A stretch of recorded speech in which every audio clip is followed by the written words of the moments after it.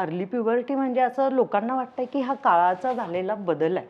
म्हणजे हो. ही जनरेशन लवकर वयात लवकर येते. वयात आली. पण हा काळाचा झालेला बदल नाहीये, हा बायोलॉजिकल पॅटर्न चेंज झालेला आहे.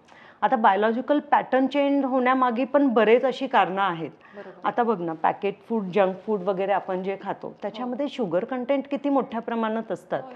शुगर सिरप असतं, कॉर्न सिरप असतं, सॉल्ट असतं, प्रिझर्वेटिव्ज आहेत, असे बरेच असे हार्मफुल केमिकल्स आहेत ज्याच्यामुळे मुलांच्यामध्ये इन्सुलिन लेवल वाढते आणि IGF फॅक्टर हार्मोन म्हणजे इन्सुलिन लाईक ग्रोथ फॅक्टर हा खूप मोठ्या प्रमाणात वाढतो शरीरामध्ये आणि त्याच्यामुळे प्युबर्टी हार्मोन्स हे डिस्टर्ब होतात आणि ते इन्क्रीज होतात आणि त्यांच्यामध्ये पिरियड्स लवकर येतात.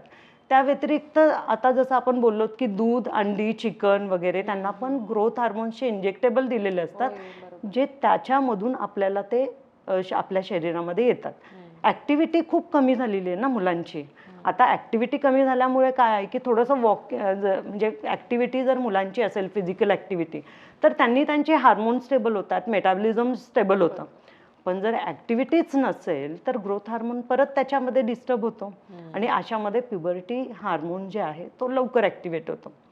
स्ट्रेसमुळे कॉर्टिझॉल लेवल खूप मोठ्या प्रमाणात वाढतात आणि ते परत तुमच्या ग्रोथ हार्मोनला डिस्टर्ब करतं आणि परत तुमच्या ह्याच्यामध्ये प्युबर्टी हार्मोन्स वाढतात. ह्या व्यतिरिक्त आपली झोप आपण जर 7 ते 8 तास मुलांनी जर व्यवस्थित घेतली नाही, झोपेमध्ये जीज तुमची पूर्ण होणार आहे ना, रिफ्रेश होणार आहेत मुलं, रिकव्हरी होणार आहे. आणि जर रिकव्हरी त्यांची व्यवस्थित नाही झाली तर परत ग्रोथ हार्मोन डिस्टर्ब झाला, मेलाटोनिन हार्मोन कमी होतो आणि प्युबर्टी हार्मोन इन्क्रीज होतो.